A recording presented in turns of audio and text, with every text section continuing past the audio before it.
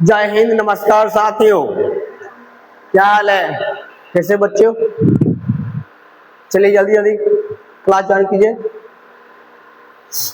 आज हम साइंस का चैप्टर 1 का हम डिस्कशन करेंगे, रासायनिक अभिक्रिया एवं समीकरण के बारे में। चलिए आप जल्दी जल्दी लाइव आइए। जितने भी बच्चे एप्लीकेशन पे देख रहे हैं, आप कमेंट अब कम करें, हो गया बहुत ज्यादा कमेंट कर दिए आप लोग।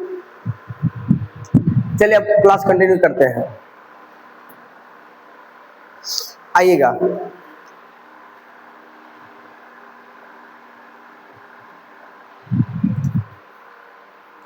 चलिए देखिए बाबू, पहला क्वेश्चन आपके सामने आया है, रासायनिक अभिक्रिया में क्या बनता है। तो मैंने आपको बताया था कि जब भी रासायनिक अभिक्रिया होगा तो कुछ ना कुछ नया पदार्थ ही बनेगा, ठीक है। उसको हम लोग उत्पाद के नाम से जानते हैं। देखिए क्या कहता है, रासायनिक अभिक्रिया में क्या बनता है। तो देखिए केवल अभिकारक, ये तो भैया नहीं होगा ऑप्शन। अब गैस केवल की बात करेगा, नहीं भैया, बी नंबर ऑप्शन। चलिए आगे आइए।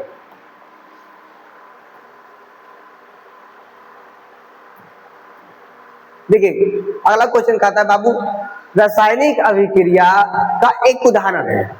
मैंने आपको कहा था रासायनिक अभिक्रिया में नया उत्पाद बनता है। अरे बनता है भैया। देखिए क्या करता है, बर्फ का पिघलना, भैया नहीं, उसी का रहेगा सेम। पानी का वाष्पीकरण, नहीं, उसी का कण आ जाएगा। लोहे पर जंग लगना, लोहे पर जब जंग लगेगा ना तो एक नया उत्पाद बनेगा, एक नया पदार्थ बन जाएगा। यही हो गया भैया आपका आंसर, ठीक है। चलिए आगे। रासायनिक समीकरण में अभिकारक लिखे जाते हैं। बाबू हम आपको पढ़ाए थे कि इस एरो के इस साइड में जो रहते हैं उसको हम लोग कहते हैं अभिकारक। क्या कहते हैं भैया? अभिकारक। क्या कहते हैं बउआ? अभिकारक। इस साइड वाले को हम लोग कहते हैं उत्पाद। क्या बोलते हैं?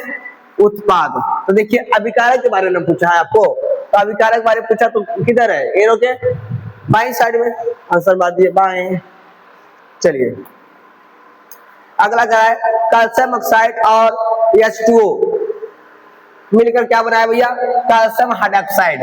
किस प्रकार का अभिक्रिया है? तो बाबू मैंने आपको सिखाया था, जब A+B मिलके AB का निर्माण करे तो इस अभिक्रिया को हम लोग क्या कहते हैं?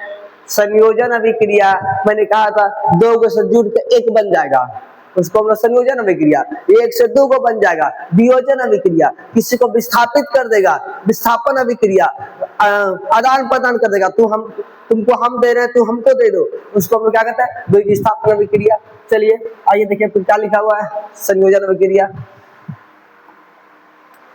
अगला क्वेश्चन है बाबू, रासायनिक समीकरण में उत्पाद लिखे जाते हैं। अभी मैंने कहा भैया इस एरो के इस साइड वाले को हम लोग क्या बोलते हैं? उत्पाद। तो भैया इसके किधर है? बाई ओर की दाई ओर? तो दाई ओर। आंसर मारिए बी। आइए कहते हैं रासायनिक समीकरण को संतुलित करने का आधार क्या है। मैंने आपको समझाया था, बोले क्या सर, जब भी हम रासायनिक समीकरण को संतुलित करते हैं तो वहां पे एक बात का ध्यान रखना होता है, वो होता है भैया द्रव्यमान का। क्या होता है भैया? द्रव्यमान का। तो द्रव्यमान संरक्षण का नियम। चलिए इसको तनी कलर चेंज कर देता हूं भैया, चलो फिलहाल इसको ले लेता हूं। बोले यार सिंक तो होगा, हो तो गया। चलिए अब कौन सा अगला कार्य भैया, एकल अभिकारक से दो या अधिक उत्पाद बनने वाली अभिक्रिया को क्या कहते हैं? हम देखो अभी क्या समझाया था आपको, जब एक उत्पाद मतलब सॉरी एक अभिकारक से दो उत्पाद बनते हैं, मतलब टूट जाते हैं A+B में, किसमें? A+B में, तो उसको हमने बोला था भैया एक से जब दो टूटेगा तो उसको करें वियोजन अभिक्रिया। वियोजन अभिक्रिया। चलिए अगला कार्य है, कैल्शियम कार्बोनेट को जब टूटता है, जब कैल्शियम कार्बोनेट से अभिक्रिया करवाया जाता है तो वो कैल्शियम ऑक्साइड और कार्बन डाइऑक्साइड में टूट जाता है। मतलब एक से दो बना हो गया भैया, मतलब वियोजन अभिक्रिया हो गया ना। देखिए ऑप्शन कहाँ पे है? वियोजन। आइए अगला कारक होगा, जिस अभिक्रिया में एक तत्व दूसरे तत्व को उसके यौगिक से विस्थापित कर दे। मैंने थोड़ा देर पहले समझाया था कि जब एक को दूसरे से विस्थापित कर देना तो कुछ नहीं सोचना है, विस्थापन अभिक्रिया। देखिए हाँ है ये है। चलिए अब कह रहा Fe मतलब आयरन प्लस कॉपर सल्फेट को जब अभिक्रिया करवाया जाता है तो कॉपर को आयरन विस्थापित कर देता है, मतलब विस्थापन अभिक्रिया। आपको सर आप विस्थापित कैसे किया, तो मैंने आपको अभिक्रियाशीलता सब जब बता रहा था तो मैंने कहा कि भैया कॉपर से ज्यादा रिएक्टिव है और आयरन, इसलिए उसको विस्थापित कर दिया तो भैया विस्थापन हो गया। चलिए आइए बाबू, दो यौगिकों के बीच आयनों का आदान प्रदान। मैंने अभी क्या कहा था थोड़ी देर पहले, तुमको मैं दे देता हूं, तुम हमको दे दो। इस अभिक्रिया को हम लोग कहते हैं दो विस्थापन अभिक्रिया। चलिए निकलिए आगे फटाफट भैया।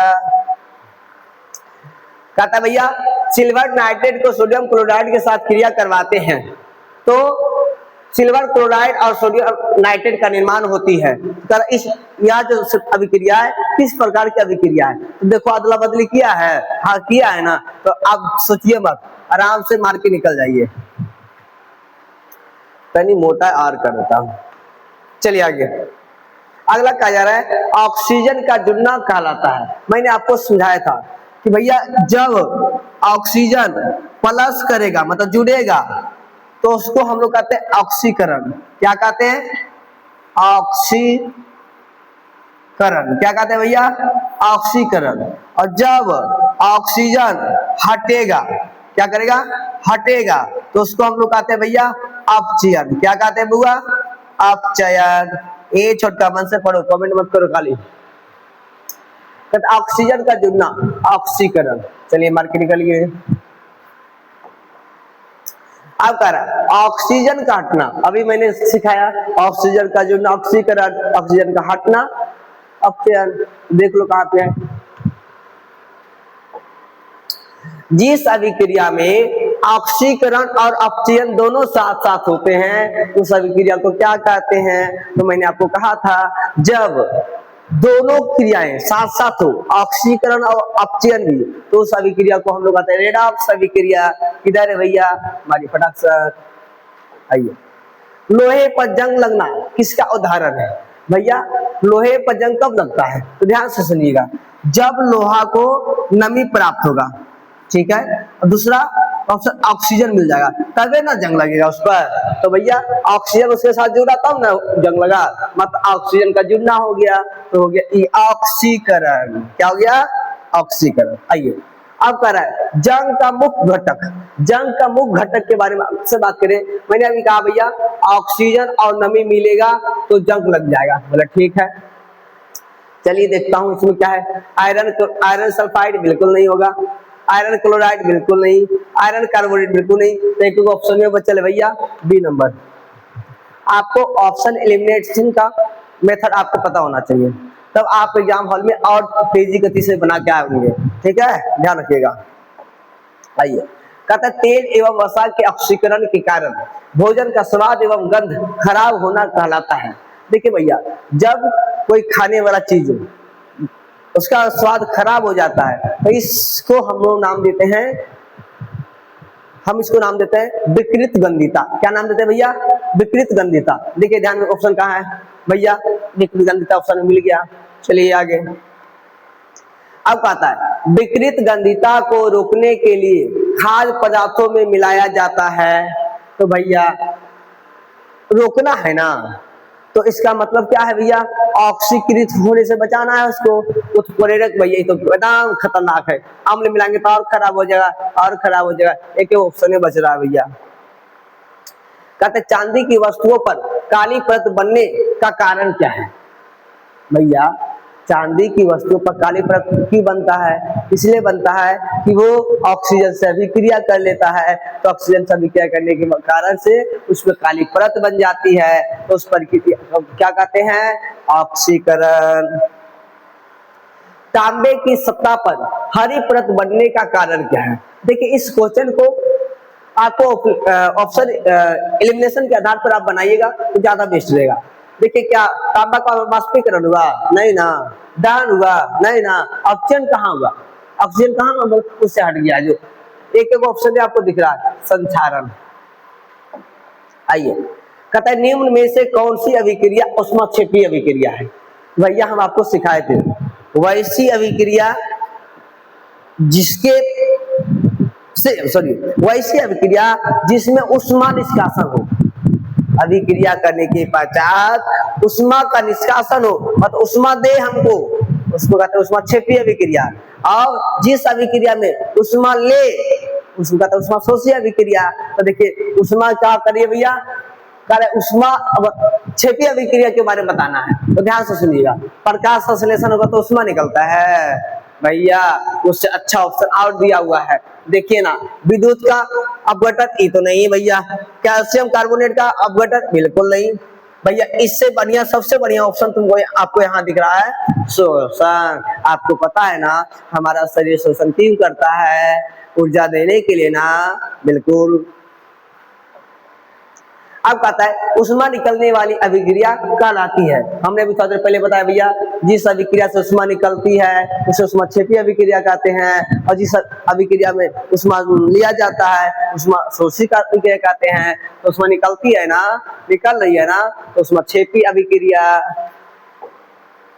अब कह रहा है ऊष्मा अवशोषित करने वाली अभिक्रिया कहलाती है ऊष्माशोषी अभिक्रिया।